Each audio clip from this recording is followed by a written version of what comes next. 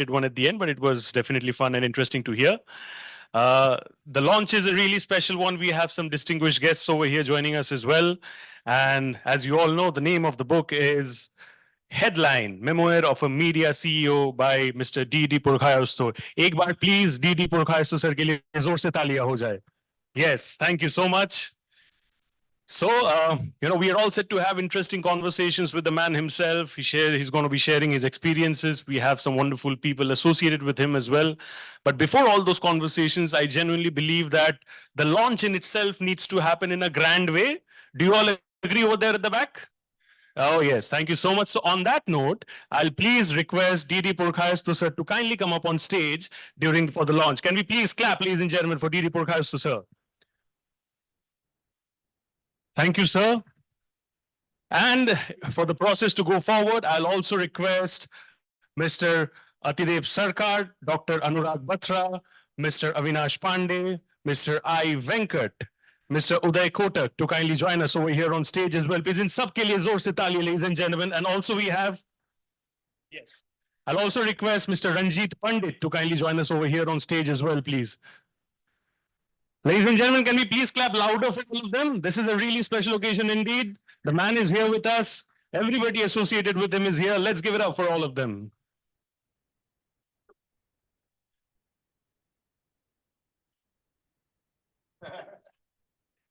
No. Sir, yeah. Mr. Shashi Sinha. Give it up for the loudest cheers, please. And my apologies, sir.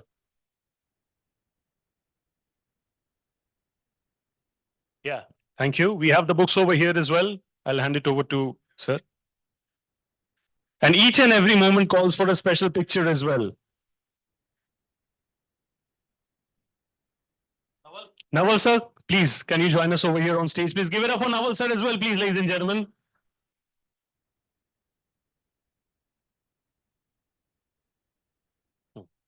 Yeah. Can we have special photo opportunities as well over here?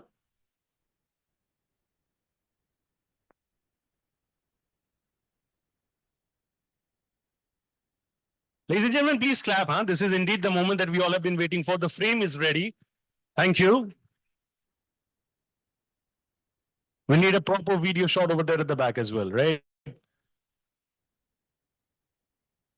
Yeah. Thank you so much, everybody, for joining us over here. I'll request everybody to kindly take your seats. I'll request Purkayastha sir and Atidev sir and Shashi Sinha sir to kindly stay with us on stage. Shashi sir, yeah. And Purkayastha sir as well, I'll request you to be on stage, please. And on that note, I hand it over to Mr. Atidev Sarkar.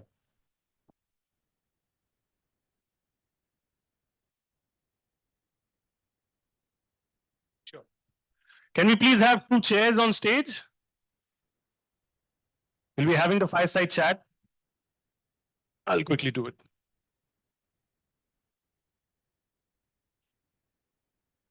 No problem, sir. Come sit, sir.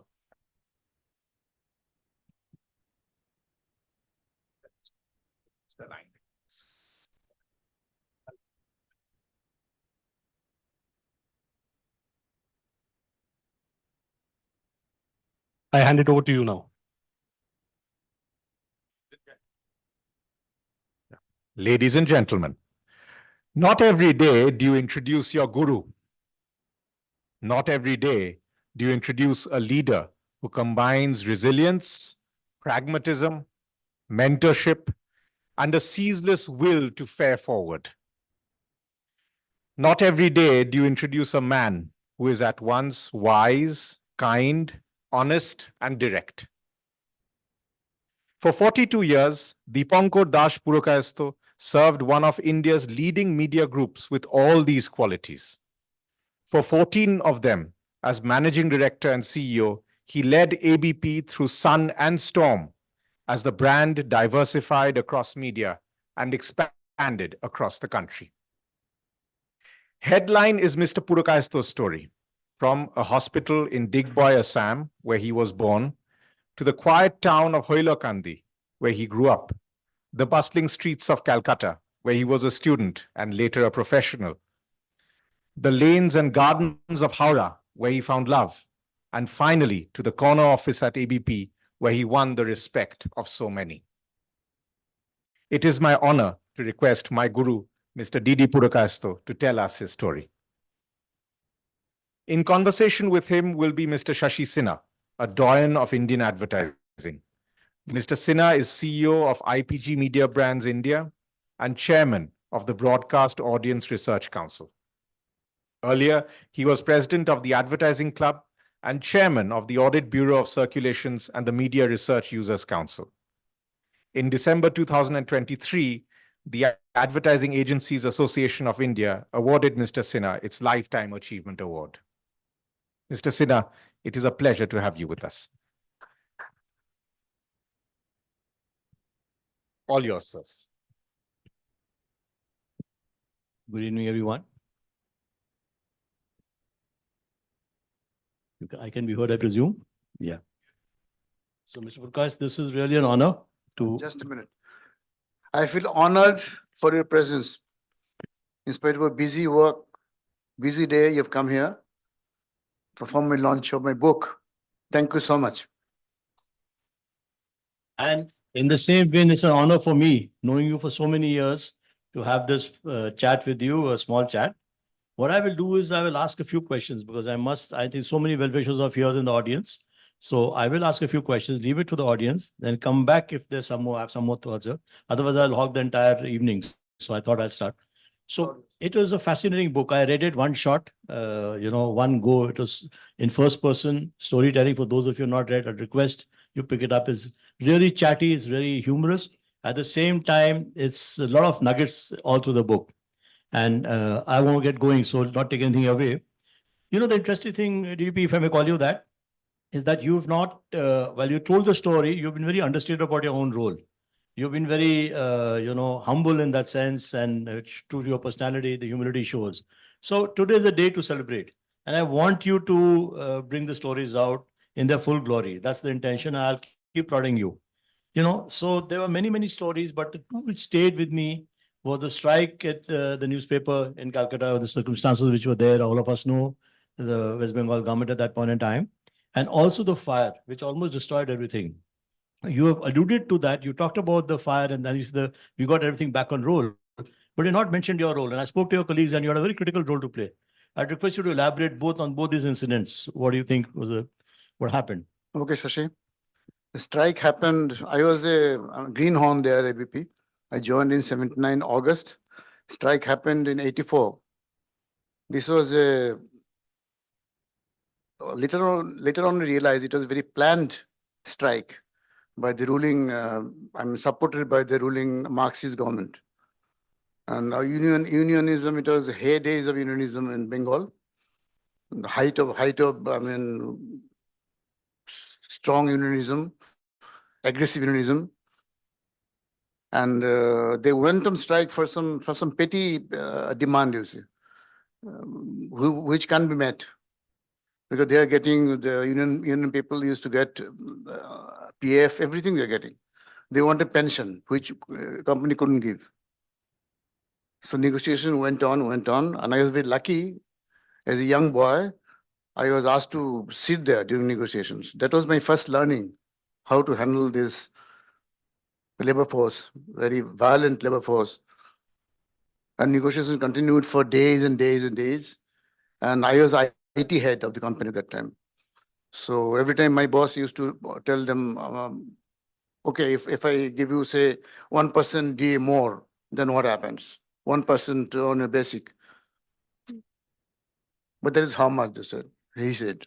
So immediately he told me, Purkayastha, can you just quickly within 1 hour calculate and come back here? If DA is increased by 1%, how much will the total effect of the company? And those days, IT was not in the desktops. It was in the glass rooms where the big computer was used to lie. So I rushed to my room, immediately ran a program and came back within an hour with the result. This is the amount it cost to company. So this way it was, I was giving those data continuously and learning negotiation skill from my ex-boss. But everything failed. The strike happened. And it was a forced strike by minority group of employees on the majority employees. And strike went on for 51 days. No newspaper was published. It was under siege by the hooligans supported by the Marxists. And ABP those days was, it was the Renaissance of Bengal. All the famous literatures were there. So they themselves used to hold meetings across Calcutta to support us. We want to work. People are stopping us from work. And it was a good leadership also, because a person called Arun Bakshi, old timers will know him. He was leading the whole movement. And we finally one day we got a favorable court order, and we decided to march to the office. We assembled somewhere about 2 kilometers away, and all the willing employees to march to ABP. Unbelievable. This could never happen. When we realized it happened, really. We remember we all marched, and all very famous names in Bengal, literary names. We were all together in procession, and people are supporting us. Go ahead, go ahead, go ahead. And then the brickbats, stones started falling on us from all sides. But our personal manager got injured. He was hit on the head. He needed about 4 stitches later on. He fell down. But we kept on march ahead.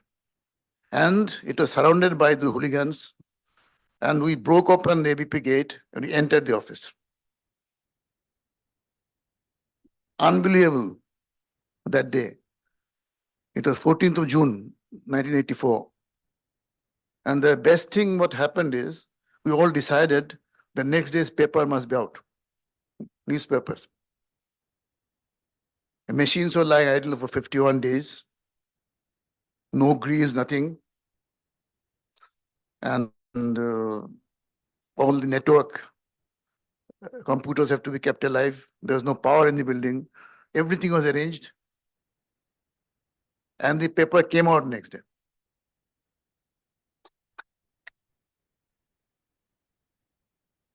That's the determination of ABP. It came out very strongly.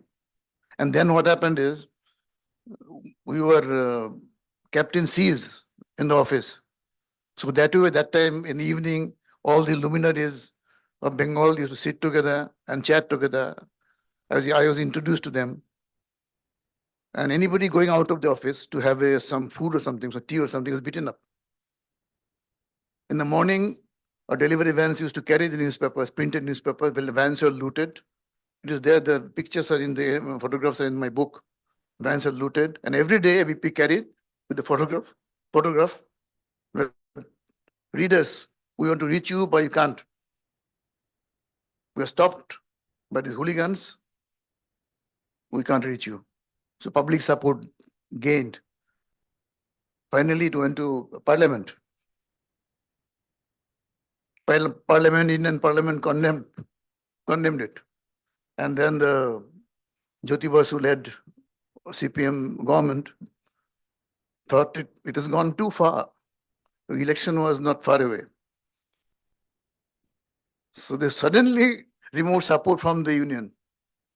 Union suddenly found in the cold water, no support, and they came and signed this Muchleka that we are ending the strike today unconditionally. And believe them, on that day, while signing that, red abir was thrown out. They have conquered. They are victorious. They won. But they're signing this bond that they're unconditionally they're surrendering. And we told our people, those who are on strike, 100 people are on strike. We told our people, let them work. Don't misbehave with them. They have done some bad deed for which everybody suffered, but be polite with them. So, people are so angry, they could go and beat them. They're very polite. And then there's a different story. Then history. On that day, history was made, I believe. Very fabulous. See the precision. A little bit about the fire also, and your role personally in the fire, even stronger role in the fire. During fire, I was, it is 1999, September. I was in Delhi in a meeting with the our leadership team. In early morning, we got a phone call that there's a fire in the office. So we all rushed to Calcutta, flew the first flight, came down, and airport, we rushed to the office, and my God, our temple was burning. In front of us, the fourth floor came down to third floor. And fire brigade people say third floor also will fall down. The fire lasted for about 10 days. And it was really, I mean, painful. I still remember the pain in all of us, seeing the whole building collapsing in front of us. But my thought was different. In the meantime, we decided, again, newspaper must come out. So how can it happen? Because everything is destroyed. So I was the head of, IT was still under me, as I was heading finance at that time. So I told my team, let's go.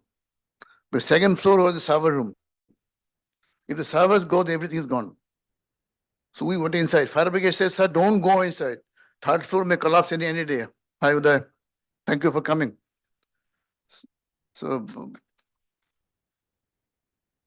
third floor may collapse to second floor any time. Please don't go. It is risky. Please don't go. Me and my team disobeyed them. We went inside. Still remember, we're carrying these servers and these desktops like this and coming out of the building.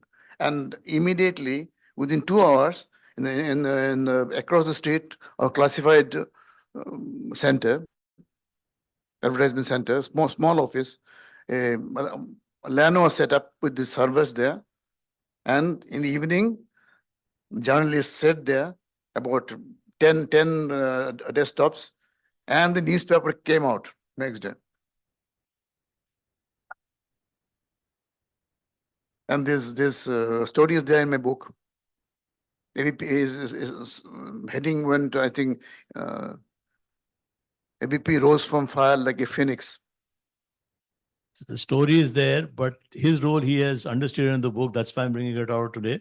He obviously, as you can see, has a more dramatic role to play than as he's called out in the book. You know, the next one was, I think, and today Avinash is here as a torchbearer of the legacy, was the takeover of Star News. You know, from I mean, not the takeover, but the majority investment in Star News. And again, you've talked about it, but you've glossed over your role in that.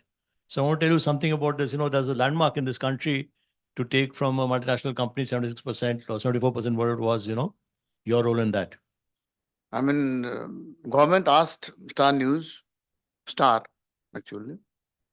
owners, that they have to divest at least 51% to any Indian publisher. So everybody jumped in, AVP also jumped in. And then finally it came to us. And I remember Uday played a major role. Uday Kotak was investment banker from outside. And Kothari, from DPS, to DSP Kothari was on the other side for them. We spent, sleepless nights in Oberoi and their office, Uday Kotak's office and their offices. And maybe negotiation went on for about a week or so. James Murdoch was in town. My boss's Sarkar negotiated. But my role, as I say, just before that, while it was finalized, Abhik Sarkar came to me and asked me, DDP, he calls me Purki, by the way. Purki, should we jump into it? We don't have any deep pocket. Will you be able to arrange finance? I was head of finance at that time. I said, don't worry. We can't miss this opportunity. We must get it. You leave it to finance, you leave it to me. So my role was handling finance for the whole deal. And I successfully did that. Negotiation was done by Sarkars. They did it and came out successfully. And I still remember that day. I took the morning flight to Calcutta and sun was rising. So I thought that this is a rising of ABP. From today, ABP will become national. That was 74%. Wonderful. 26%, my role was much more because I was on a holiday with my family in New Zealand. And there's a call from Uday Shankar's office. He was heading the Star News. The DDP must come down. We have to negotiate this deal. They decided to divest the balance 26%. Mr. Murdoch thought, either we own 100% or nothing. So I had to cut short my New Zealand tour. I still remember I took the next morning flight to Bombay. And it was a one-to-one. Me and Uday Shankar negotiated. And I got a good deal. I can tell you this. And saved a lot getting something out of Uday for those who know Uday. Shankar sir. So, getting something out of him says a lot. Yeah, I got a good deal. It's not easy to bargain it. Some of us know, my friend Vikram Uday Shankar knows how difficult it is. So we shook hands, and that day, AP News, Star News was changed to AP News. We were 100% owners. I got a congratulation letter from all over, ministers and everybody. Everybody felt proud that an Indian company can buy over a foreign company. Unbelievable. Yeah, excellent. And so then the next question is something I'm jumping over one because, and this is slightly technical in nature because those who are on media will understand this question. But I want to ask because that's a personal question. This whole One India, for those, the Times is so big in those markets, they tied up with HT and Hindu and got it together. I think it's a fabulous thing. I think it's one of the biggest things which happened to print media could happen, the One India tie-up which you did, one of the most strategic moves ever. So I want your views on what went through your thought, because you were the architect of that. That's and how did you think of that idea? What went through it? What's your take on it today? And do you see any ways it could be course corrected? I thought about it. Idea came from me that the behemoth called Times of India, TOI, was bulldozing across the country, offering ad rates. They're offering full advertisement rates for Delhi and Bombay and Bangalore. And they're offering a pittance. If you take Bombay and Bangalore, if you take Calcutta, then price is less. It's like this. If the total Delhi Bangalore costs you 1,000 rupees, if you take Calcutta, it will be 990 rupees. So this kind of bullying they're doing. Similarly, Chennai, negative. And Delhi, if you take Delhi rate is so much, it may be 60, 40%, 60% discount on that. And they are going pretty strong on that. Then I thought about it. I said, look, we are all giants in our region, like Hindu in South or HT in North, we in East. So I can think of a alliance like Star Alliance, because our combined reach will be much more than TOI. So I approached two CEOs, HT and Hindu. HT was very eager. Hindu was a bit hesitant. But this went on and on. I am very, persevering person. I won't leave it. If I decide to do something, I'll do it. It went on and on, on and on. I told them what is the benefit. If you don't do it, then tomorrow TOI newspaper will be launched in Calcutta and Chennai, and then lose your market share heavily. So this is the time to fight them, because we have a better reach and huge hinterland we control, and we can offer a better rate than TOI. So no marketeer can refuse us. It's a golden opportunity. Somehow it's not happening. Then finally it happened after almost 4 to 5 years. It happened. We called this alliance as One India. And One India was doing extremely well. Year on year, we're beating the market every year. The market growth was beaten every year by One India. It still has a lot of opportunity. But problem is, we should, my advice is to empower this team, which is handling One India. Because what happens is, this One India team goes back to these three publishers. Then this publisher says, no, on this day, I put another ad on that page, I can't give it. That guy says, no, you can't do this time. We will plan it next week.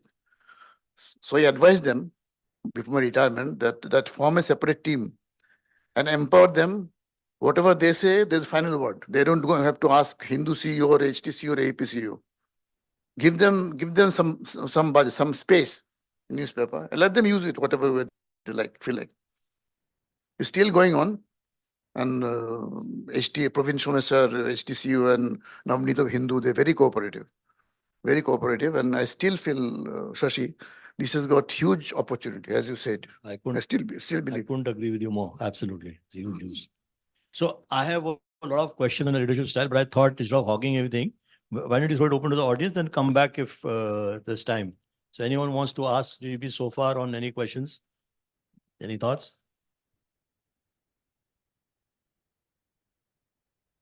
So if there's no sense, I'll continue, sir. Let people walk. Yes, sir, please. Question. Give him my.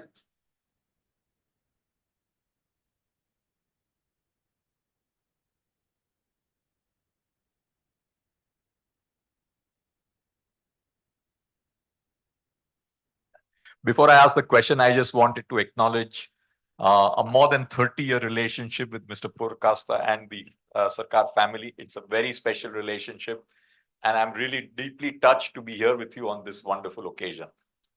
Thank you. I was going through your book. I'm going to read it in detail, but I did make it a point to read. And one of the most interesting aspects I found was actually the epilogue, where you've given some very outstanding points on leadership and the points to do and points not to do. And I think it's a learning for many people, especially the younger people, on the leadership lessons which you have put in that. And of course, I'm going to read the book in greater detail.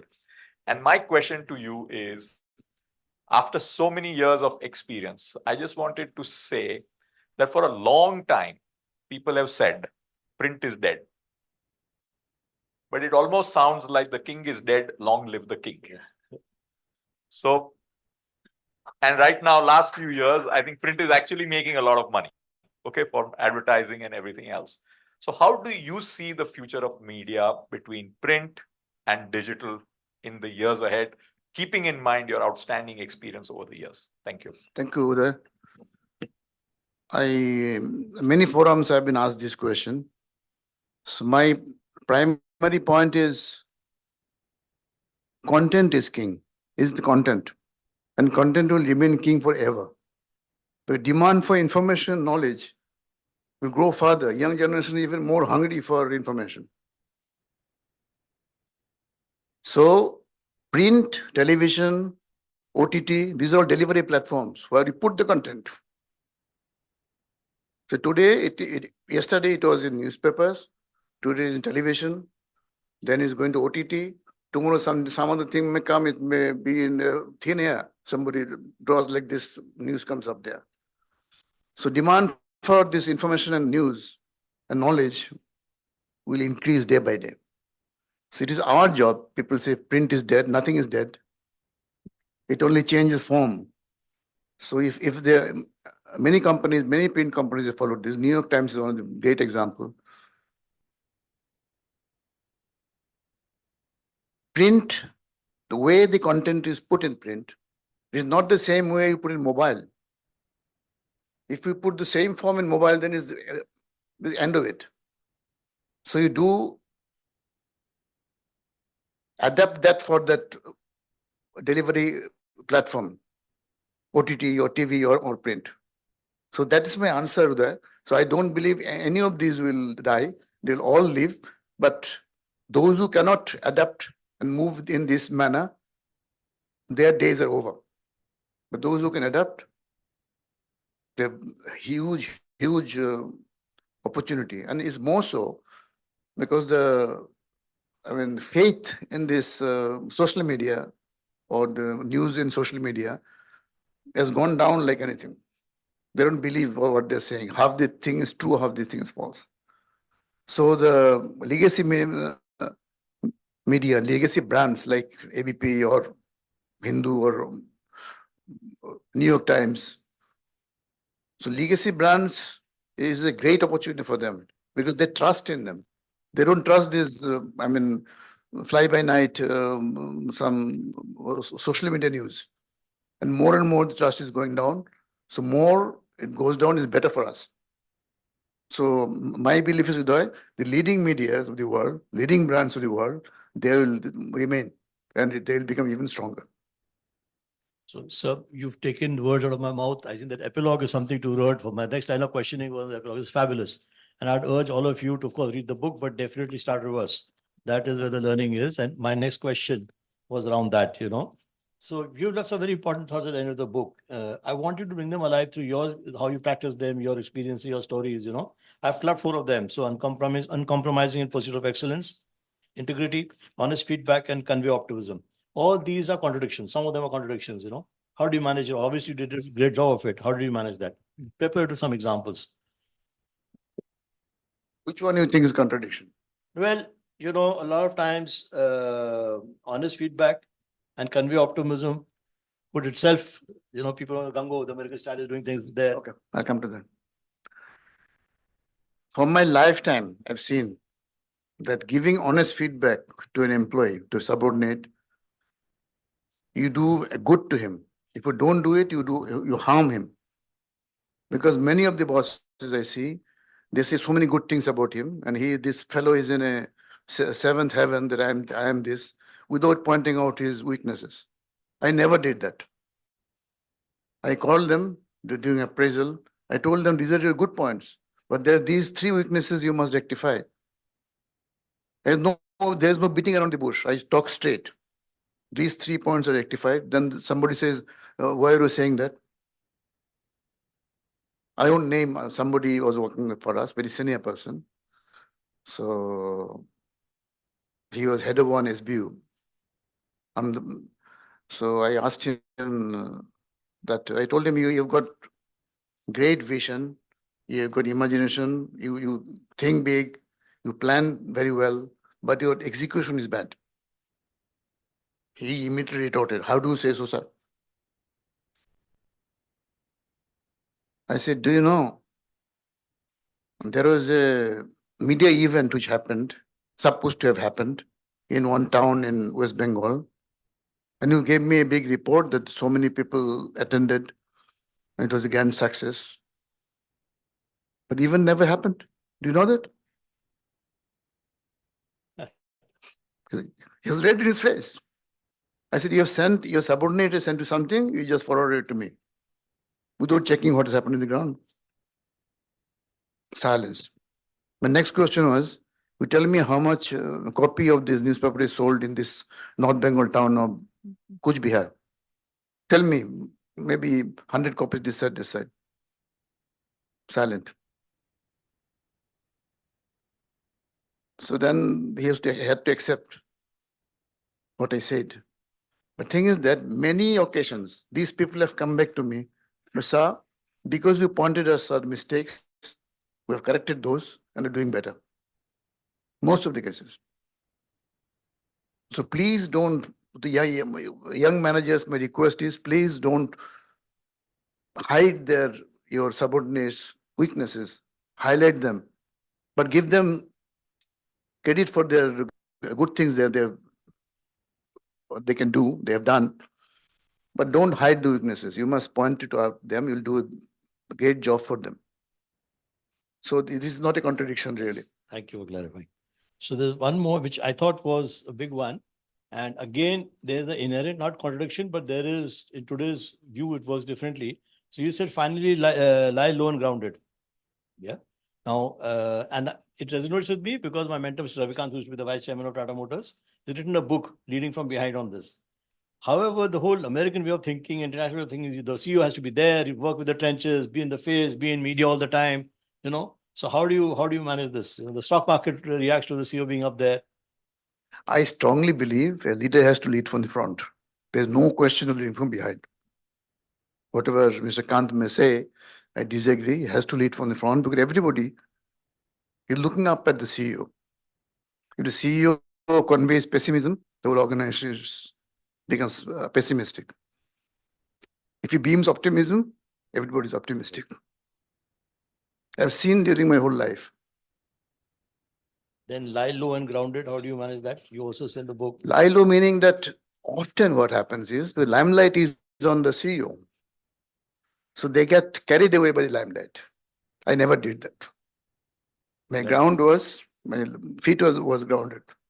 I live a very simple life, and I don't want this limelight to, somehow I feel great. I am the greatest man in the media world in India. No. Moment you do that, the day you do that, there's the end of you. There's the end of you. So that's why I'm saying it is not a contradiction. Yes. I purposely asked that. Thank you for clarifying, sir. And my final question, bit of a personal question. Today, everyone talks of work-life balance, sir. But in your book, you had a great relationship with your wife and an even better relationship with your son. But at the same time, you're a workaholic from what I can make out of the book. How did you manage that? Well, I'll give you two incidents. One day my wife says, when I go to the office, maybe in your car, you're chatting with us merrily. The moment Mr. Purkayastha comes out of the car, enters the office, his way he walks is different.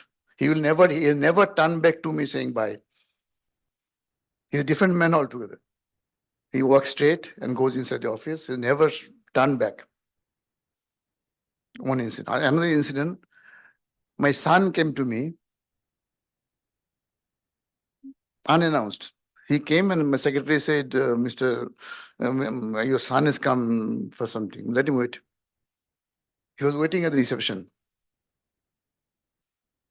After 1 hour, Arup Sarkar came, was walking down. He said, what happened to you? Why are you waiting here? Go to your papa.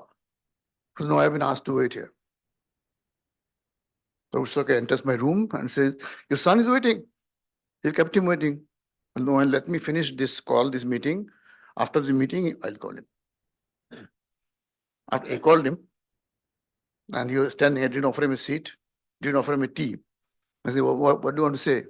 He says, ask me some questions. I answered that. And he went home. And even today, he says, I'll never enter Papa's office.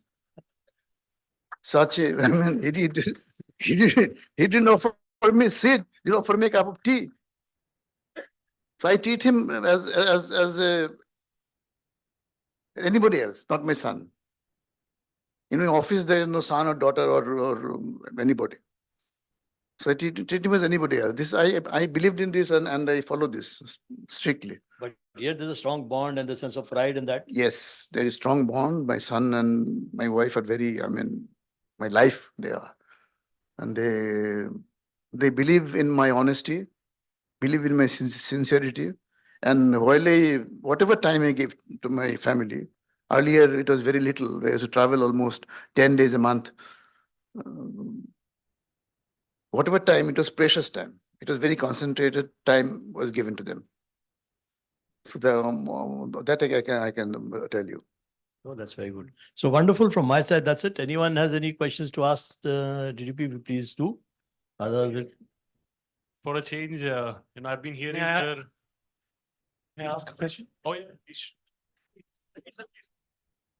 DDP. By the way, one more thing. And while on a vacation, it was Arup Sarkar's instruction that nobody should disturb Mr. Purkayastha during vacation. Vacation is his own. In fact, nobody disturbed. Everybody knew the rule. Nobody called me during vacation except one day Uday Shankar called me. Come down. DDP, I have a question. I think in my experience, you're Vikram here. Yes, Vikram. In my experience, you're probably the one CEO who's done the most amount of sales calls to all the customers. And I say this not only in print, I say this across print, TV, digital. Something happens to other CEOs when they get into the corner office, but not you. In your entire journey, what do you think has been the role of this customer outreach? And what will you tell other CEOs who somehow think that sales is not their call? Vikram, you have seen me that way because I believed throughout my career that unless I meet the customer, how should I understand his pain points? Earlier days, they used to go and sell it in some space. I never did that. My conversations with the CEOs or CMOs was how can I help you? How can I help you? And through that, wonderful things came out. I give you two examples. One is Cadbury, you know very well. Vikram will know, Medicine was the agency. Cadbury, they told me, Cadbury CMO, that Bengal is a strange place, you see. Everybody eats sweets at home for no occasion. But Cadbury is being shared between a boyfriend and a girlfriend or on a birthday. We can't enter Bengal homes. Can you help us anyway? We will do it. We'll do it. We take it as a challenge. So first, what we did is, we thought about it. We organized an election kind of thing in Calcutta, city of Calcutta.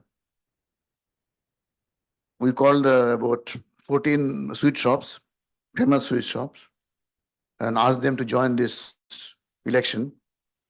And election is who wins the election. And each shop was being, hosted by one of the famous celebrity of Bengal.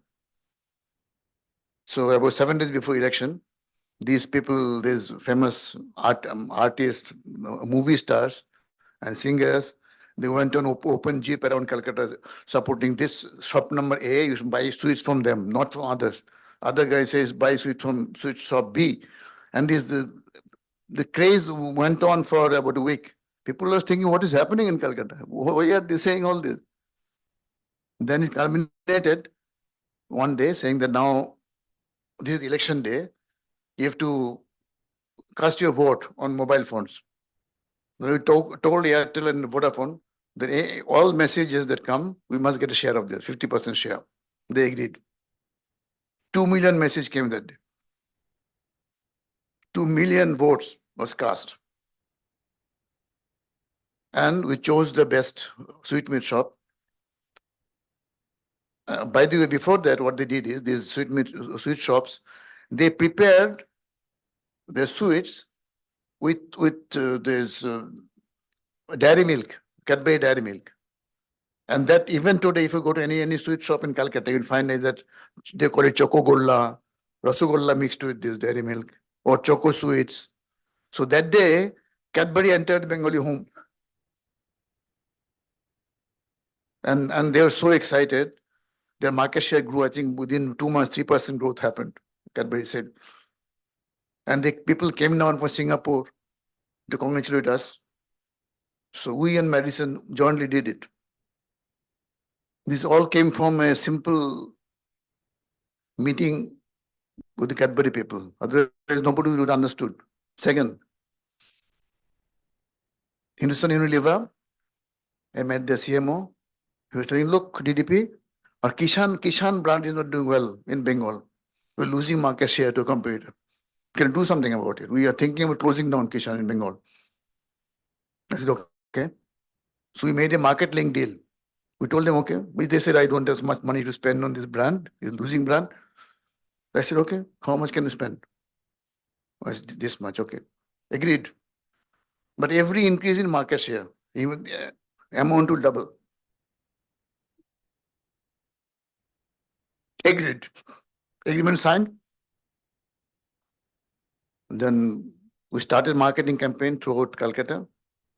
And then our people, I told them to go around the modern stores. They found that Kishan, that brand is not available on the desk, this thing, shelves. Purky, I had a question for you. I think I had a chance to know you better